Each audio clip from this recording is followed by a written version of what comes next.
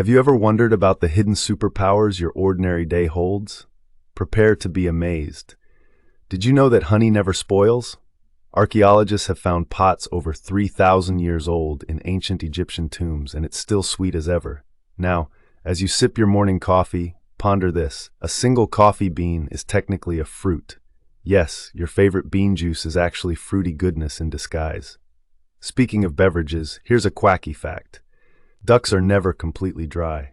A special gland near their tails keeps them waterproof. Now let's shrink down to the microscopic level.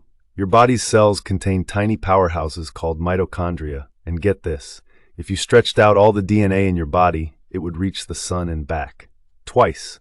Mind-blowing, right? Fasten your seatbelts for this cosmic journey. In 5 billion years, our Milky Way will collide with neighboring galaxy Andromeda. A galactic hug of epic proportions. Until then, your brain has more connections than there are stars in our galaxy.